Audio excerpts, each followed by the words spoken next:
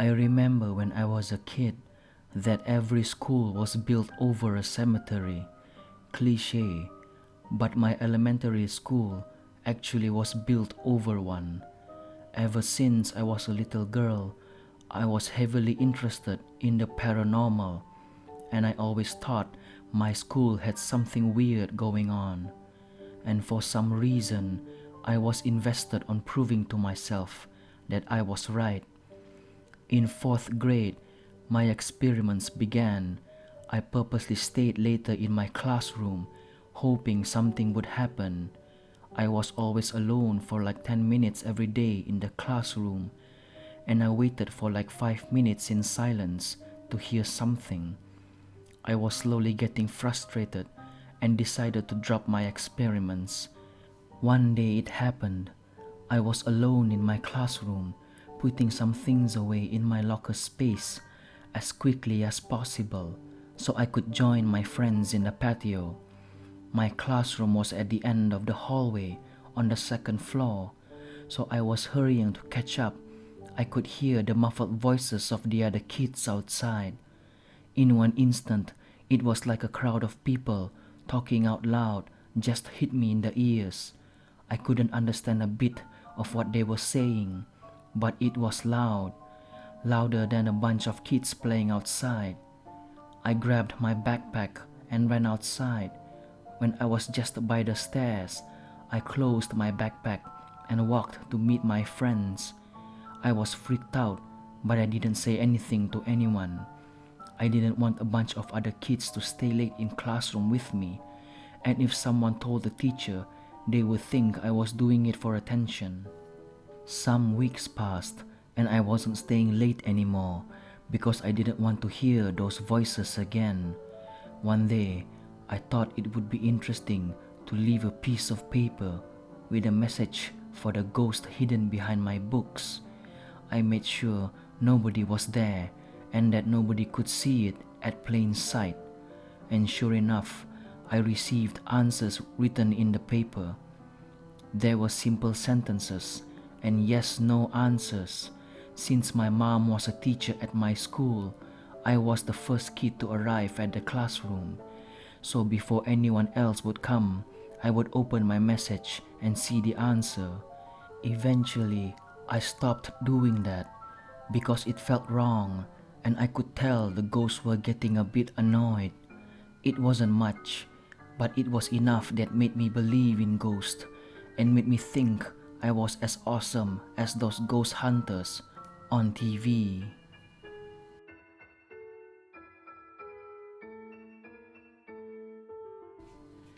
I am a student at a Pontifical University in the Philippines.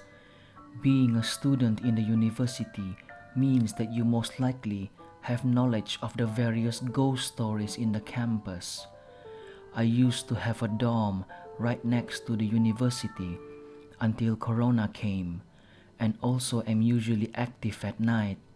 I had 2 weird encounters in all of my university life. First, as the usual routine goes, I go to the internet cafe mostly every night to game or study, often staying until 3 a.m. to 4 a.m. I usually do this alone and would usually take the route through the university to reach the internet cafe. University gates close around 10 p.m., so I make sure that I would be able to reach the internet cafe by then. As I walked past the university gate at 9, I took a long walk, trying to ready for my sitting session later. I was approaching a fountain and arc when I realized I wasn't alone. I was walking along the corridor of trees when I noticed 2 people were sitting by a certain tree. I felt disturbed as I spotted them because the ground where they sat on was probably mud. I picked up the pace a bit after I slowed down. I heard one of them laugh and 2 sets of footsteps trail behind me. I was immensely disturbed and my heart felt heavy. They were chasing me. Maybe I violated their privacy, or they were the type of people who would ask for a fight. I'm not sure. When I approached the end of the corridor, I turned around and saw no one was ever following me. I did not want to stay and ran towards the gate near the internet cafe. I approached a guard and reported the two people, and he told his colleague, who was readying for a patrol, "Mukhang hindi lang ikaw ah. Looks like it isn't only you." Second, I heard my assignment partner was busy doing her part at the library, so I decided to check it out. When I reached the place, I found out she was with her boyfriend who wanted to help. Her boyfriend and I went and tried searching for the book while she stayed to read what she gathered. He found the first and fourth books on the list while I found the third. Still looking for the second on the list, he told me he'd asked the librarian who was walking around the bookcases.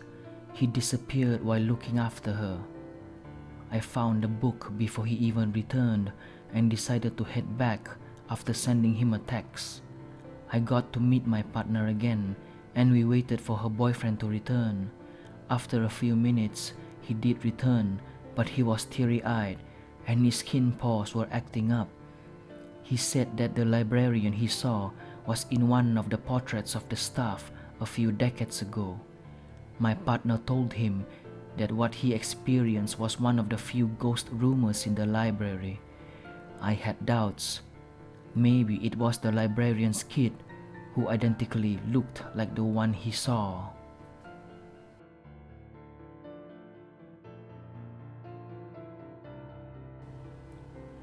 I grew up in a house that's well over 100 years old by now. It used to be a barn and got converted into a proper Victorian home at some point. When we renovated it, we found horse hairs in the walls, between literal animal trimmings being inside it and the activity I experienced.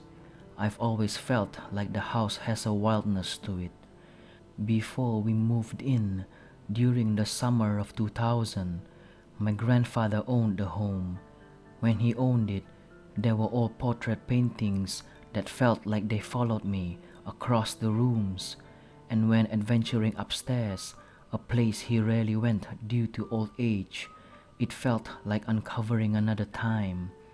The bedroom that eventually became mine was a military room filled with antique soldier uniforms and other items that I never fully learned the stories from. The rest of the floor had loads of other objects just like that. Simply put, the house had all of the ingredients for residual hauntings.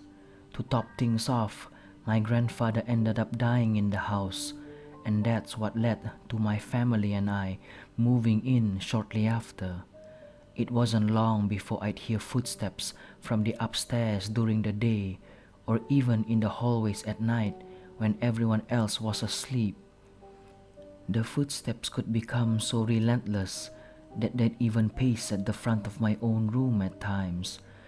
Exhausted, I'd ask the spirit to please stop and make sure I never slept with my back to the room. Due to the footsteps mostly being upstairs, I was particularly creeped out up there. But when I was a teenager, our computer at the top of the stairs in a little loft by the landing. Nothing, not even creepy footsteps, could keep me from updating my AIM away message and video chatting with my boyfriend at the time. While happily tapping away at the computer, the entire upstairs was to my back. I always made sure all of the lights were on to help me better cope with the feeling of being watched. One evening, I was alone upstairs as I video chatted away. I was laughing so much that I wasn't thinking at all about the room behind me. It was in that moment that I felt the unmistakable feeling of a hand coming down on my left shoulder and firmly resting there. It was so fast I didn't make a sound. Wide-eyed, I grasped my shoulder and twisted my neck to see who was there. No one. My head spun back to the screen and I asked my boyfriend if he saw who was behind me. He said he didn't know. The video cut out right before I turned my head. So glad I found this sub. I have plenty of ghost stories. I thought I'd start with one of my favorites today.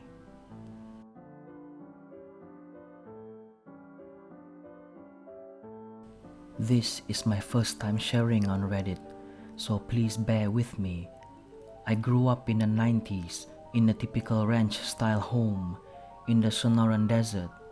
I moved into the house at just 1 year old, and I lived here all up until I got married and found a place of my own. I had 2 brothers and 2 sisters to share the place with. Along with both my parents, the house was huge. I can't recall the actual square footage, as there were rooms that were added on which weren't exactly done with proper permits. All this extra room allowed for the house to be split into 2 sides. The other side was rented out for extra income.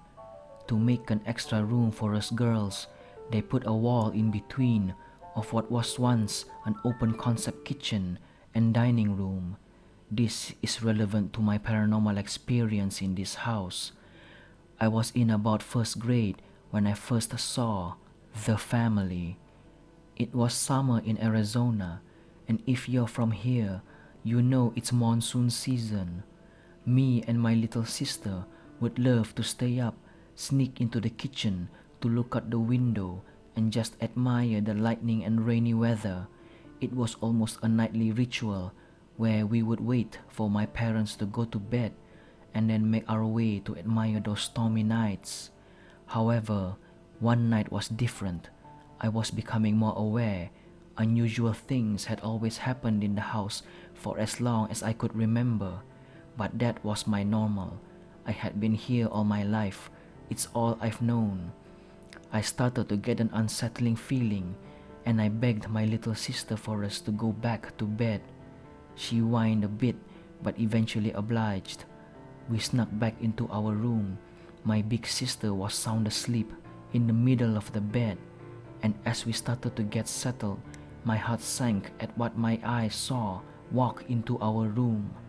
I was still sitting up when I saw clear as day, in glowing blue luminescent light, a father, mother, boy, and girl walk into our room and stand at the foot of my bed. The mother was holding a tray, wearing an apron, as she entered her former dining room, my present bedroom. They stared back at me and my little sister and tilted their head as if they were confused as to why we were there. My body was drenched in sweat. I looked over to my little sister, and sure enough, she saw the same thing. We screamed for our parents, and just like that, they vanished. This was my first of many times seeing an apparition, and coming to realize that the things going on in my house weren't quite normal. According to an older neighbor, she claimed that the father killed his wife and kids, and then killed himself in that house. I heard this being older, and it correlates with the spirits I saw.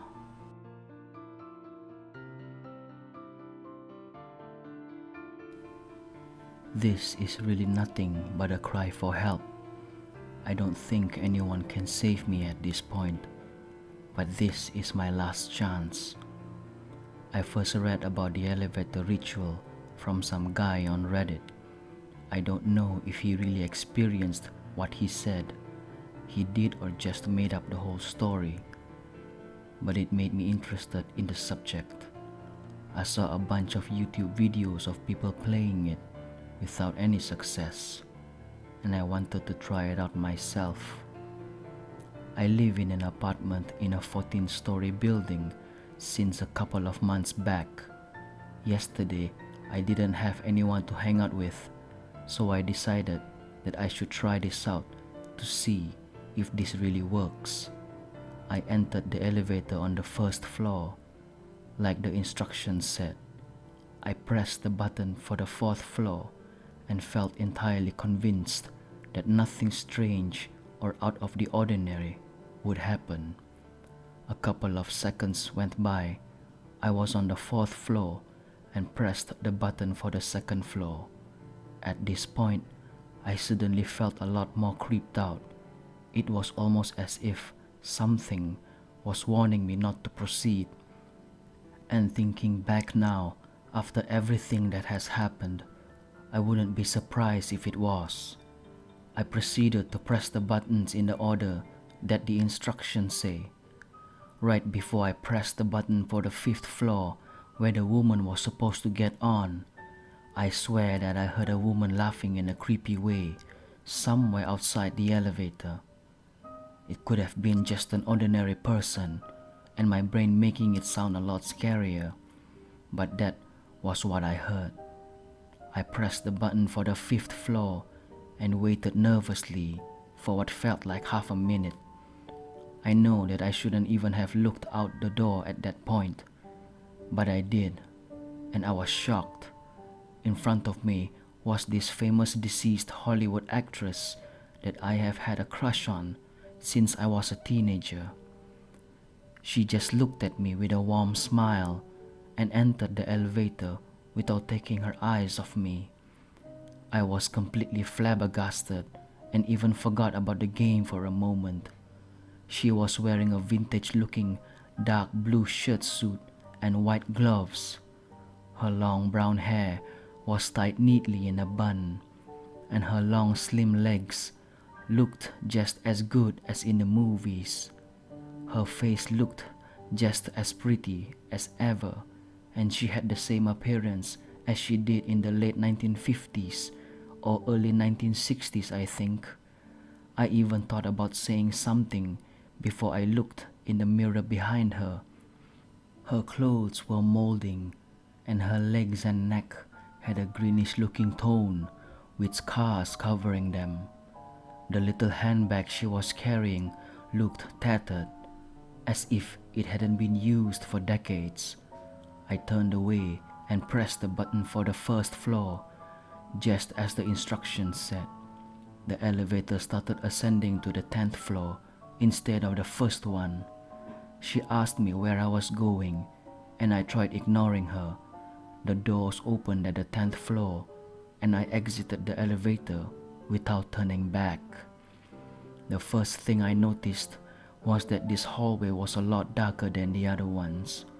I looked out the window, and it was nighttime. When I entered the elevator a couple of minutes before that, it was 3 p.m. and completely light outside. I saw a small red cross on top of one of the buildings, just as the instructions said. I didn't see any people or any lights. Everything was covered in some kind of mist, and I couldn't see my legs or feet because of it. Thinking that this was enough and that I should go back, I turned around and noticed that the doors to the elevator were still open and that the lights were on. I heard a faint giggle coming from over there. For a moment, I thought that I had no escape, but I decided that I should get on the elevator from another floor. I hurried up the stairs in complete darkness, whilst having the terrible sensation of someone or something chasing me from behind. I tripped over the stairs when I reached the 11th floor and probably hit my head on the wall. I think I passed out, but the thing is, I woke up on the bed in my apartment. Everything seemed normal. I looked out the window and the sun was shining. People were walking down the streets and someone was talking in the apartment next to mine. I knew that I hadn't dreamt the whole thing and that I didn't end the ritual. I was too exhausted and creeped out to do anything though, so I just decided to take a nap and skip the morning lecture. Never in my 20 years of life had I experienced anything like that before. I woke up 2 hours later when my friend texted me, "Where are you?" I told him that I overslept and that I'm on my way. I took a shower and thought about having breakfast, but I wasn't hungry. I left my apartment and immediately noticed an out of service sign hanging on the elevator. That wasn't the only thing that was out of the ordinary. Every person, and I mean every single one passing by me, smiled at me. At first I thought they were unusually nice and polite, but I was soon under the impression that something was very wrong. I got a message from my friend, which simply was this following smiley. I hurried back to my apartment, locked the door, and wrote all of this. I don't know if anyone is reading this, but if you do, please help me.